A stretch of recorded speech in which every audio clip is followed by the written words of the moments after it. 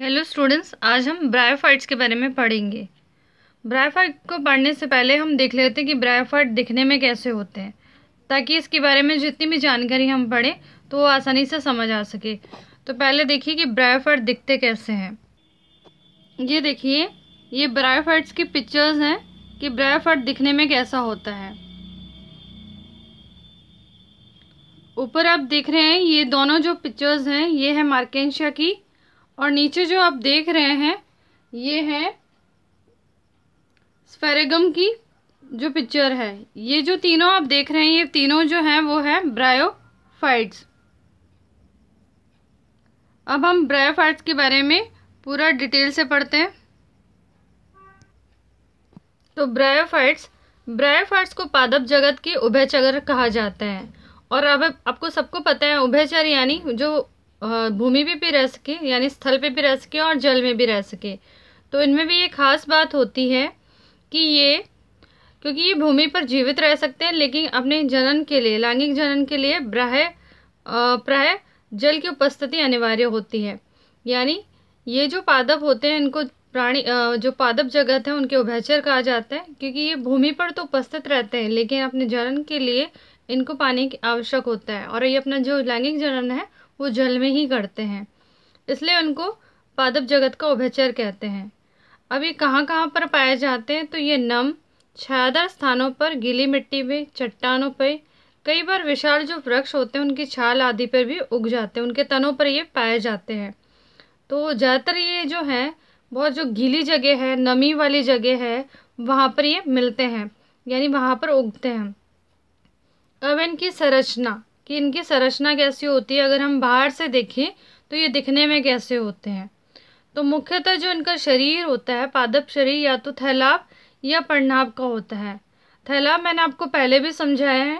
थैलाब यानी तने के जैसे दिखने वाला, या पर्णाभ यानी पत्तियों के जैसे दिखने वाला, लेकिन पत्तियां नहीं होती हैं, वास्तविक पत्तियां या वास्तविक तना नहीं होता है। ये कुछ तने के जैसा, क्योंकि आगे जाकर अभी हम पढ़ रहे हैं विकास, तो पत्तियों के जैसा या तने के जैसा होगा, तना नहीं है। तो कुछ जो इनका शरीर होगा वो तने रूपी या पत्तियों रूपी शरीर लिया हुआ होगा, उस प्रकार का दिखता है। इनमें जो है इनमें शैवालों की अपेक्षा अधिक विकसित होता है और लेटा हुआ सीधा हो सकता है। ये थैलाब की बात हम कर रहे हैं कि जो ब्रायोफाइट्स होते हैं इनमें जो इनका शरीर जो बना होता है थैलाब का, जो थैलाब होता है जिसको इंग्लिश में हम थैलस कहते हैं, ये जो शैवालों की अपेक्षा में अधिक विकसित होता है, या तो लेटा हुआ अवस्था में होगा या फिर बिल्कुल सीधा होता है। आपको मैंने अभी 2 चित्र दिखाए थे ब्रायोफाइट की, तो उसमें एक जो है वो लेटी हुई अवस्था में है। मैं दिखा देती हूँ आपको। यहाँ देखिए, ये जो है ये एक थैलाब है, ना तो पत्ती की तरह है ना पूरा तने की तरह है, एक ठूठ जैसा या फिर हम बोल सकते हैं उस प्रकार से है। तो ये तो या तो आड़ी अवस्था में लेटा हुआ प्रतीत होगा या फिर ऐसे खड़ा हुआ होगा।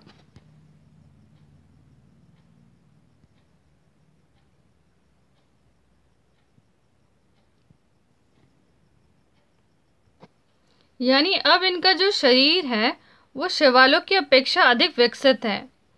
ये मुख्यतः अगुणित होते हैं, और फोलियस ब्रायोफाइट में पत्ती सदृश उपांग वाले पौधे में अक्ष सदृश होता है।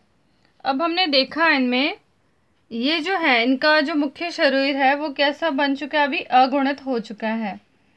और इनमें हमने देखा कि जो इनमें अगर हम देखते हैं इनका जो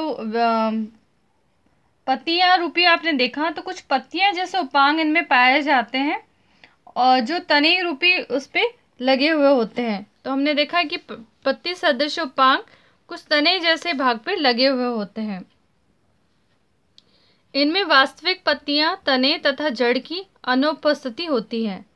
तो हमने ये भी देखा ना इनमें कोई अभी तक वास्तविक पत्तियां बनी है, ना तने बना है, ना जड़ होती है। इनमें पत्तियों जैसी कुछ संरचना है, या तने जैसी संरचना है, या जड़ जैसी संरचना है, लेकिन वास्तविक पत्तियां, तने और जड़ें अभी अनुपस्थित हैं। अभी उनमें उनमें विकास उतना अच्छे से नहीं हुआ है कि उसमें वास्तविक पत्तियां या तनी या जड़ का विकास हो। अब है पौधों के आधार भाग में एक कोशीय या बहुकोशीय तंतुवत संरचनाएं यानी मूलाभास होती हैं। अभी हमने कहा कि इनमें जड़ें नहीं होती है ना, लेकिन जड़ों की जैसे दिखने वाली संरचना होती है जिन्हें बोलते हैं मूलाभास, जो जड़ों का आभास कराए, मूल का आभास करवाए, मूलाभास। तो कुछ वो जो होती हैं, कईयों में एक कोशीय होती है, कईयों में बहुकोशीय होती है, उसे कहा जाता है मूलाभास, और इंग्लिश में बोलते हैं हम लोग राइजोट। मैं दिखाती हूँ आपको।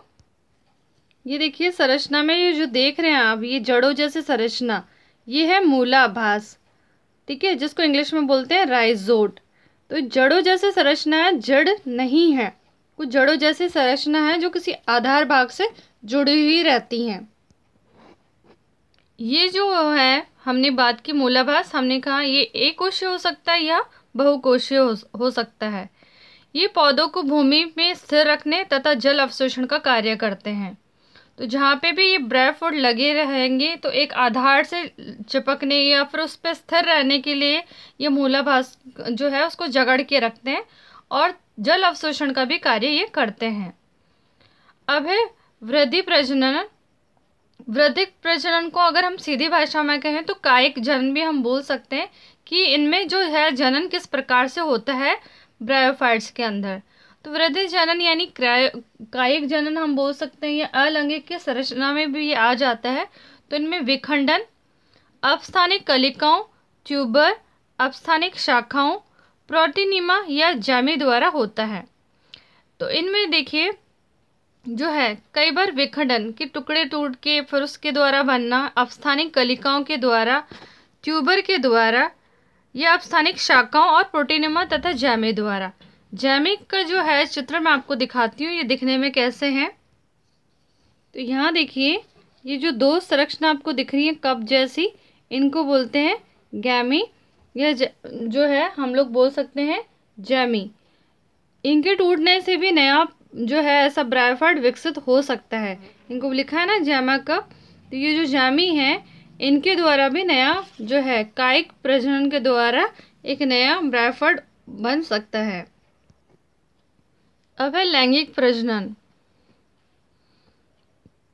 तो लैंगिक प्रजनन ब्रायोफाइट के अंदर, तो इसमें जो है नर जनांग को बोला जाता है एंथ्रेडियम और मादा जनांग को बोला जाता है आर्किगोनियम, जो बहुकोशीय संरचनाएं होते हैं।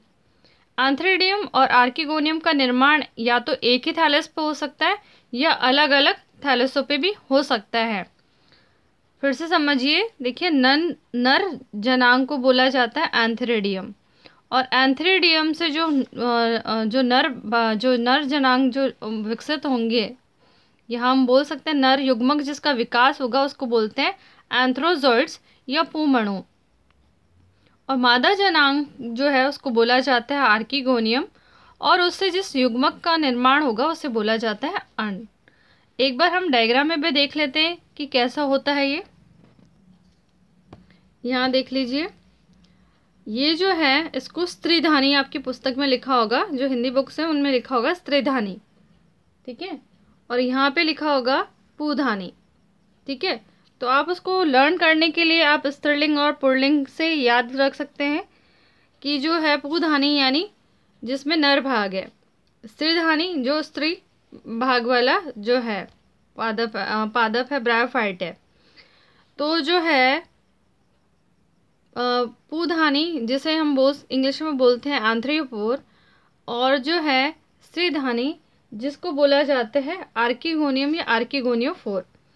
अब जो है एंथ्रेडियम जो है जिसको हम पुधानी कहते हैं, उससे एंथ्रोजोइड निकलते हैं, और स्त्रीधानी जिसको आर्किगोनियम बोलते हैं उसमें अंड का विकास होता है, वहाँ पे जाके इसका संलयन होता है। तो ये कुछ इस प्रकार से है। अब ये देखिए नर भाग और मादा पादप दोनों अलग अलग है, कई बार ये एक ही थैलाब पर भी हो सकते हैं। देखिए कंफ्यूज नहीं होइएगा, नर भाग जो है उसको बोलते हैं एंथ्रेडियम, और आपको स्त्रीधानी भी लिखा होगा, पुधानी भी लिखा होगा, और इससे बनेगा एंथ्रोजोइड या पूमणु।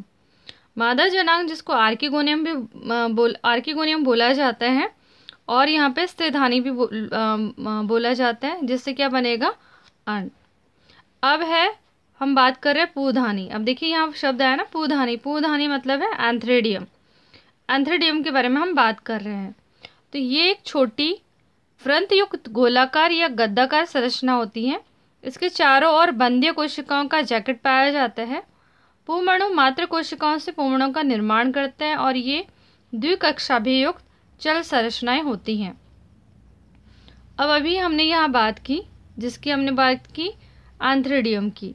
तो इन्होंने कहा ये छोटा जो है व्रंतयुक्त गोलाकार या गद्दाकार संरचना होती है, जिसके चारों ओर क्या होती हैं, बंध्य कोशिकाओं का जैकेट बना होता है। और इसमें से किसका निर्माण होता है, पुंमणु, जिसको हम क्या बोलते हैं, एंथ्रोजोइड्स बोल सकते हैं। देखिए दो नाम है, एंथ्रेडियम से एंथ्रोजोइड। अगर हिंदी में बात करें तो पूधानी से पुंमणु, ठीक है, एंथ्रेडियम से एंथ्रोजोइड इन इंग्लिश, और पूधानी से पुंमणु का निर्माण होता है। अब ये जो पुंमणु होते हैं ये कैसे होते हैं, द्विकक्षाभियुक्त, यानी इनमें दो फ्लैजिला होते हैं। और हमें पता है जहाँ फ्लैजिला है वो क्या कर सकता है, मूव कर सकता है, यानी उसमें गति कर सकता है, चल सकता है। तो यहाँ पे भी द्विकक्षाभियुक्त उसमें क्या होती है, जल संरचना। और हमें पता ही है कि ब्रायोफाइट का जो जनन है वो कहाँ हो रहा है, जल के अंदर। तो नर भाग जो है पूधानी यानी नर युग्मक है, वो कैसा है, दो कक्षाभियुक्त, यानी दो जो है फ्लैजिला युक्त है। तो वो आराम से जल में क्या कर सकता है, गमन कर सकता है, चल सकता है। अब हम बात करते हैं मादा जनांग यानी स्त्रीधानी की बात। तो ये एक फ्लास्क के आकार की संरचना है जो नलिकाकार ग्रीवा तथा फूले हुए वेंट्रल में विभेदित की जाती है। इसमें एक अंड उपस्थित होता है। तो हमने पहले ही ये हम बात कर चुके हैं कि मादा जनांग जिसका नाम क्या है, आर्किगोनियम, और उसमें क्या होता है, अंड होता है। तो ये जो होती है ये एक फ्लास्क यानी कपनुमा संरचना या नलिकाकार संरचना होती है, जिसमें नरयुग्मक प्रवेश करता है, ठीक है। और फिर वहाँ जाकर जो है अंड जो उपस्थित होता है उसमें जाकर क्या होगा, संलयन होता है। तो यहाँ देखिए संक्षेप में जो है निषेचन कैसे होगा। तो निषेचन में जो है अगर हम बात करें तो निषेचन हमें पता है कहाँ होता है, जल में। तो जो पुंमणु है यानी नर युग्मक और स्त्रीधानी से अंड, इन दोनों का जो है निषेचन हुआ और उससे क्या बन जाता है, युग्मनज, ठीक है, जिसको हम बोलते हैं जाइगोट। जो पुंमणु होता है वो जल में तैर कर अंडधानी के मुख तक पहुंचता है और केवल एक पुंमणु जो है स्त्रीधानी में प्रवेश करके अंड से संयोजन करता है, जिससे किसका निर्माण होता है, युग्मनज का, ठीक है। तो सिर्फ एक जो मेल गैमिड है वो जाता है फीमेल गैमिड तक और वहाँ अंड से संयोजन करता है यानी निषेचन होता है और उससे क्या बनाता है, युग्मनज। अब जो है ये जो युग्मनज है इससे किसका निर्माण होता है, उससे निर्माण होता है एक बीजाणु भिद का। तो हमने यहाँ कहा है कि भ्रूण का निर्माण स्त्रीधानी के अंदर ही होता है और ये विकसित होकर बीजाणु भिद को जन्म देता है। तो अगर मान लीजिए ये मादा भाग है और इसमें अगर यहाँ से नर युग्मक प्रवेश करता है तो इसी के अंदर होगा जनन और इसी में से क्या निकलता है, दूसरा जो बीजाणु भिद है वो जन्म लेता है। तो एक बार हम इसको डायग्राम से समझ लेते हैं तो हमें आसानी रहेगी। यहाँ देखिए, तो यहाँ थे युग्मभेद, ठीक है, यह युग्मभेद है और आप देख रहे हो ये कैसे अगुणित है, तो जिसको मैंने रिप्रेजेंट किया है एन से। शायद पिक्चर से क्लियर होगा। यहाँ मैंने दो ब्रायोफाइट बनाए हैं, एक को आप मान लीजिए एक है नर युग्मभेद और एक है मादा युग्मभेद। ये दोनों जो है युग्मभेद है, ठीक है। एक नर हो सकता है पादप और एक मादा हो सकता है, क्योंकि हमने अभी पढ़ा कि आर्किगोनोफोर यानी स्त्रीधानी और पुंधानी के उस पे एक हो सकता है नर और एक हो सकता है मादा। तो युग्मभेद ये कैसे अगुणित है, एक में एन है दूसरे में एन, और जब ये है दोनों का संलयन होता है तो ये युग्मनज बनाते हैं। वो कैसा होता है, अभी हमने बोला ना अगुणित, तो वो कैसा है, गुणित है, वो द्विगुणित है। ठीक है, ये क्या था, अगुणित, वो कैसा है, द्विगुणित है, युग्मनज। और युग्मनज से ही निर्माण हो रहा है किसका, बीजाणुभिद का। ठीक है, अब क्योंकि इसमें दोनों की नर और मादा की आ गया तो ये कैसा हो गया, द्विगुणित, और द्विगुणित ही इसमें किसका निर्माण हुआ, बीजाणुभिद का। अब ये जो बीजाणुभिद है इसके अंदर क्या होती है, मियोसिस। ठीक है, मियोसिस होने के कारण जिसको हम बोलते हैं न्यूनीकरण विभाजन। ठीक है, इसमें से बनते हैं बीजाणु, और इस बीजाणु से वापस क्या बन जाता है, ये युग्मोभेद। ठीक है, एक बार हम बुक के डायग्राम से भी समझने की कोशिश करते हैं। देखिए, ये है मादा पादप, ये है नर पादप। यहाँ से जो है नर युग्मक मादा जो है युग्मक में प्रवेश किया, और यहाँ से फिर जो है संकलन से क्या बना, युग्मनज। युग्मनज से क्या बना, ये दोनों क्या थे, अगुणित NN, और इससे क्या बना, ये वाला भाग जिसको बोलते हैं बीजाणुद्भिद। ठीक है, बीजाणुद्भिद में ये वाली संरचना का निर्माण होता है। इसमें ये देखिए, ये क्या है, कैप्सूल। इस कैप्सूल से बहुत सारे बीजाणु यानी बीज जैसे बहुत से बीजाणु गिरेंगे, और यह जो है यहाँ इन दोनों के निर्माण से इसका निर्माण हुआ, ये कैसा है, द्विगुणित। और इसके वापस बीज जैसे जो बीजाणु गिरेंगे उनसे वापस किसका निर्माण होगा, ऐसे ही नर या मादा पादप का। ठीक है, अब बीजाणुभिद की हम बात कर रहे थे इसकी, तो द्विगुणित कोशिकाओं से जो है, ये देखिए ना, द्विगुणित, ये द्विगुणित कोशिकाओं से बना बीजाणुभिद पूर्ण एवं आंशिक रूप से युग्मोभिद पर आश्रित होता है। तो ये जो है ये पूरी तरह से किस पर आश्रित है, युग्मोभिद पे, के नीचे तो युग्मोभिद है। बीजाणुभिद प्राय फुट, सीटा तथा संपुट में विभेदित होता है। तो मैं आपको दिखाती हूँ किस तरह से ये तीनों में विभेदित। तो ये देखिए, ये जो बीजाणुभिद है ये 3 भागों में विभाजित है। तो ये कैप्सूल, ठीक है, यानी ये फुट, ये जो नीचे वाला भाग है इसको फुट बोला जाएगा, फुट, सीटा और संपुट जी को हम बोलते हैं कैप्सूल, संपुट यानी कैप्सूल। तो ये वाला भाग फुट, सीटा और कैप्सूल, इन 3 भागों में जो है बीजाणुभिद जो है वो विभेदन हम कर सकते हैं, 3 भागों में बांट सकते हैं। अब जो ये फुट है ये एक अवशोषण रचना है, और जो सीटा होता है वो अवशोषित जल और पोषकों को संपुट तक पहुंचाता है। ये जो सीटा है ना, ये वाला, ये जितना भी पोषण है और जल है उसको संपुट तक पहुंचाता है, और संपुट के अंदर जो है किसका निर्माण होता है, बीजाणु का। ठीक है, और बीजाणु का निर्माण जो है स्पोरोफाइट की कोशिकाओं में न्यूनीकरण विभाजन या मियोसिस से होता है। तो अभी मैंने आपको इस डायग्राम में बताया था यहाँ पर कि ये जो थे क्या, ये सीटा के अंदर जो है मियोसिस हुआ, ये कैसा था, द्विगुणित। लेकिन यहाँ पे संपुट के अंदर जो है मियोसिस होने की वजह से ये कैसा होगा, न्यूनीकरण विभाजन हुआ, तो ये कैसा रह गया, अगुणित। बीजाणु कैसे रह गए, अगुणित। और इससे निर्माण होने वाले युग्मोभिद भी कैसे रहेंगे, अगुणित। ठीक है, ये अब कंसेप्ट आपको क्लियर हो जाना चाहिए। अब हम बात कर लेते हैं बीजाणु की। ये जो बीज है ना, बीजाणु, बीज मैं आपको समझाने के लिए बोल रही हूँ। ठीक है, बीज नहीं बोलेंगे, इनको बीजाणु बोलते हैं। ये आपको समझाने के लिए मैंने बीज वर्ड यूज़ किया है। अब देखिए बीजाणु, तो बीजाणु जो है वो अगुणित संरचनाएं हैं, और बीजाणु धानी के फटने पर इनका प्रकर्णन होता है। तो अभी हमने देखा ये जो संपुट है इसके फटने पर ये जो है बीजाणु, ये जो है इनका प्रकर्णन यानी ये उग आते हैं। और ब्रायोफाइट के कुछ वंशों में बीजाणु सीधे ही अंकुरण करके युग्मोभिद बनाते हैं, किंतु कुछ वंशों में अंकुरण करके प्रोटीनिमा बनाते हैं जिसको युग्मोभिद का निर्माण करते हैं। तो अभी मैंने आपको बोला कईयों में तो ये है, ये बीजाणु से सीधा क्या बन जाता है, युग्मोभिद। और किस कईयों में जो है प्रोटोनिमा जो है वो बन के फिर युग्मोभिद का निर्माण होता है। अभी हमने पढ़ा कि ब्रायोफाइट कहाँ पे पाया जाता है, उन्हें उभयचर कहा जाता है। क्यों कहा जाता है उभयचर, वो किस प्रकार से दिखता है, उसमें जनन किस प्रकार से होता है, और कौन कौन सा जनन होता है वो हमने पढ़ा। अब हम पढ़ेंगे आर्थिक महत्व कि ब्रायोफाइट का जो है वो क्या आर्थिक महत्व है। तो पहला है, ये शाकाहारी स्तनधारी पक्षियों तथा अन्य प्राणियों के भोजन के रूप में काम आते हैं।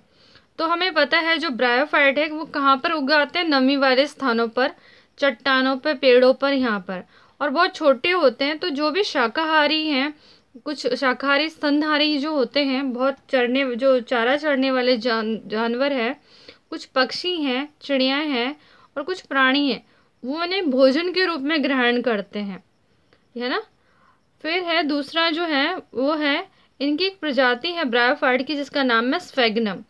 तो जो स्फेग्नम है उसकी कुछ जातियां पीठ प्रदान करती हैं। इसका उपयोग ईंधन के रूप में, पैकिंग में और सजीव पदार्थों को स्थानांतरित करने में किया जाता है, क्योंकि इसमें पानी की रोकने की क्षमता बहुत अधिक होती है।